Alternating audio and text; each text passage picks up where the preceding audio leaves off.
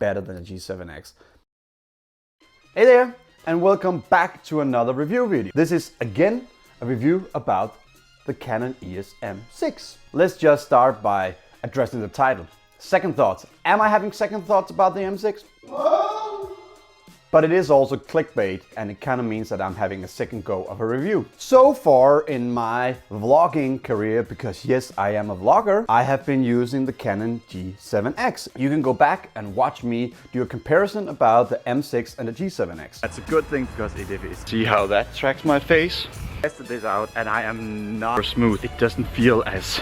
Also, you can go back and see my video about my first thoughts, the M6. For anyone who is looking at this to see if the M6 is replacing the M5 or the M3, this is not that type of video. I don't know those cameras, I haven't used them, so I can't do a comparison about them. Hi.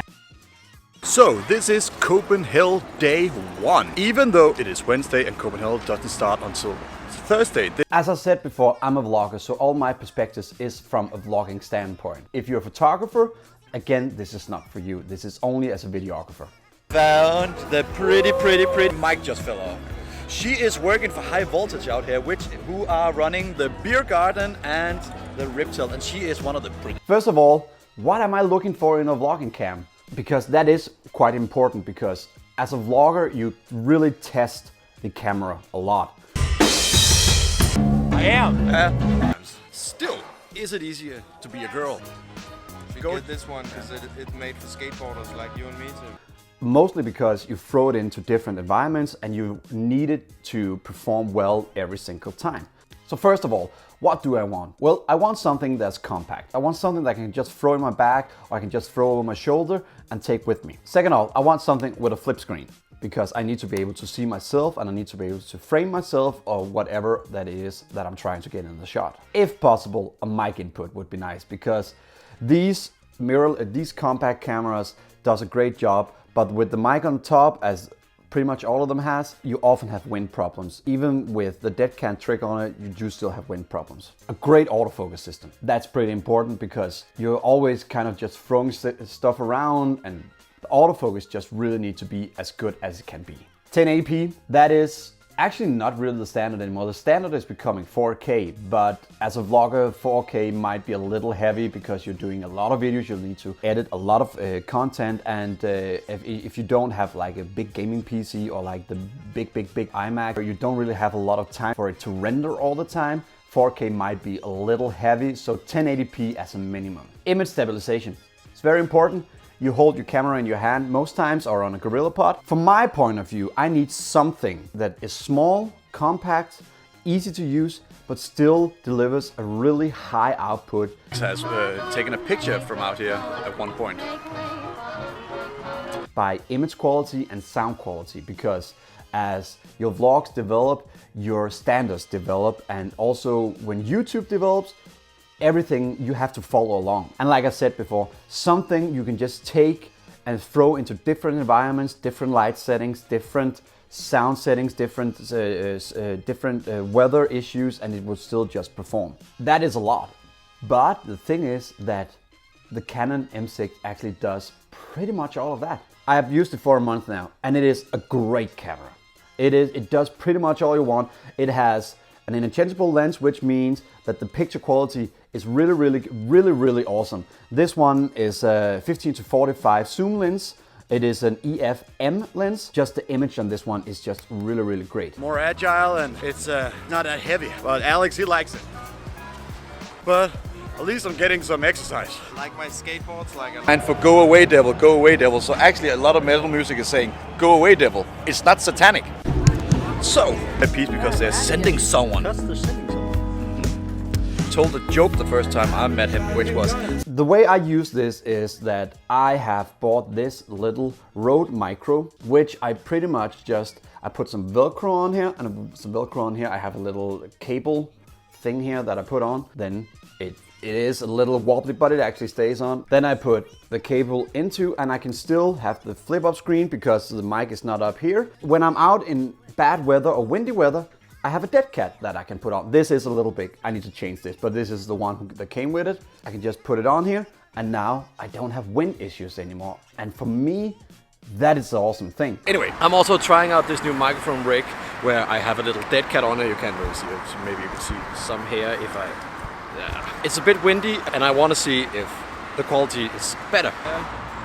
We all know that sound is probably the most important thing. The picture, of course, needs to be great, but the sound, if the sound is bad, we really get annoyed by it really quickly. So this is my basic setup. It takes some time to get there, also because whenever you want to use this, you have to take the cap off and you have to take the lens out. That is a way for the Canon has done so it becomes smaller.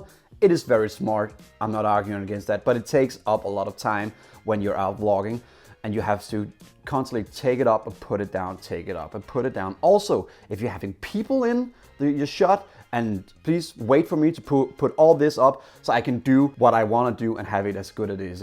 It is a first world problem, but it is still a little annoying because as a vlogger you kind of invade people's personal space enough anyway, and if they have to wait for you, that's quite annoying. He's my boss today. I am. Food! Yeah, but she will be on camera with me. No one wants to be on camera with me. So it looks like I'm really, really sad. I don't like that. Really? Yeah, because architects is really, really annoying. But now we feel like VIPs because they're sending someone. If you look at some of the recordings I've done, you can't really argue with the results. The picture is just great. The colors are vibrant, they're warm, the picture is crystal clear. Seen in these vlogs a few times before. So I'm just here waiting for Nikolai. It's not late, it's a little late.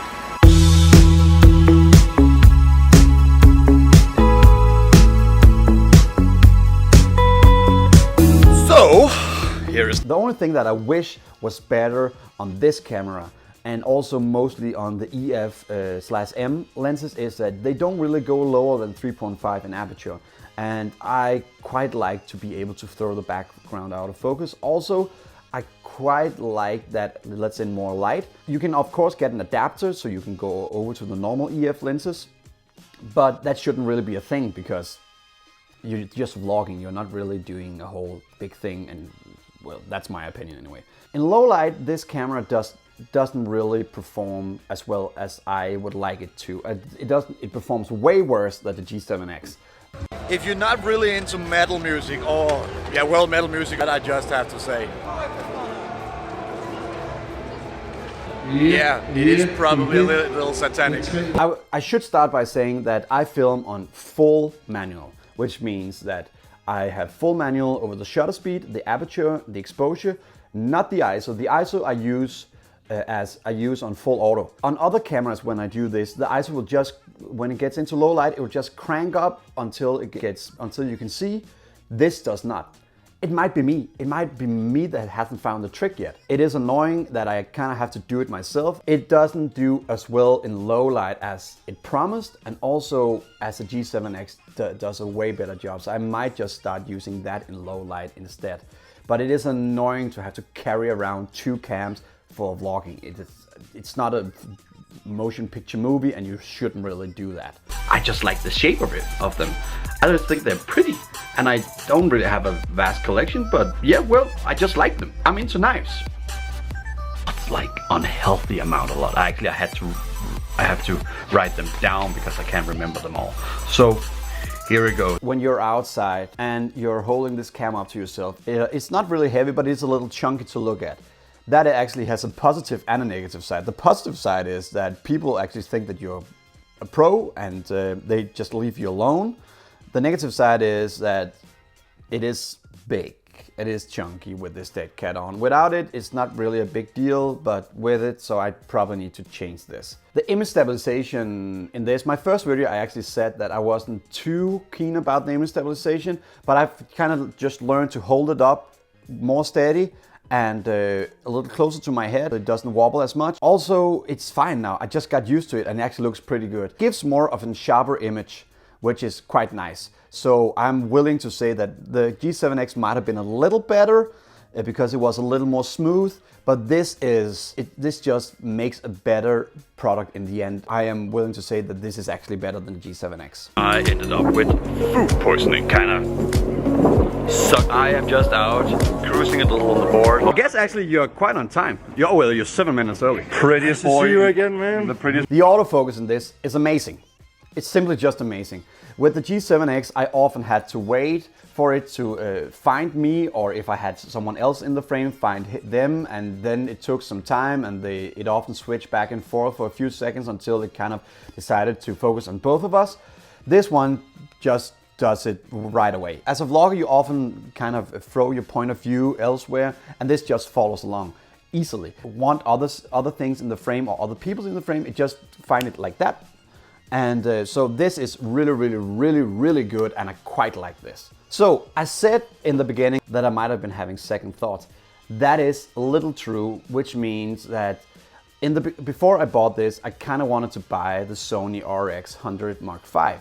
But that thing is way too expensive. The autofocus on the Sony is not for my taste, and it doesn't have a mic input, which this won me because of the mic input. Recently, I've been thinking about selling this and buying that, but in the end, I will say this probably will work better for me as a vlogging cam. Well, then you have to remember it, and then they say, Fuck you! I didn't say anything. because you're passive aggressive. They're being mean to me. Other people have been using the RX100 Mark V and been doing a great job with it. Sarah DG is one. She puts out amazing content, crystal clear, and it looks really good. And that might also be because the Sony has the picture profiles that you can use, which this doesn't. You can make your own picture profile with this. I haven't been experimenting with it too much, but that is definitely one thing I want to go into. If I have to match this footage to some Sony footage, I can make this look closer to the Sony from the beginning, so in the editing it gets way easier.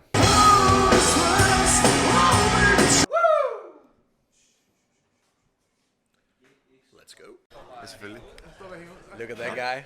You remember that guy? Oh my god. I've been using this camera a lot, and I will say I'm actually quite pleased with it. I do think that this is a great camera, and I will be using it a whole lot more for my vlogging. There are some things that I'm a little annoyed by, but it's mostly because that this is way easier to have. You can put it in your pocket, and it kind of just flips up and flips down, where you have to do a few more steps with this. That doesn't mean that this isn't better. This is a better cam than the G7X. I wasn't too sure in the beginning, but I am now. This is better than the G7X. I just have to get used to the things that I have to do, and I also just maybe have to find some tricks so I can get this up and running faster and put it away faster, because that is the thing I'm a little annoyed by now, that it takes a long time for me to start vlogging and finish vlogging when I'm done. Also, for some reason, I keep looking up at this screen more than on the other one.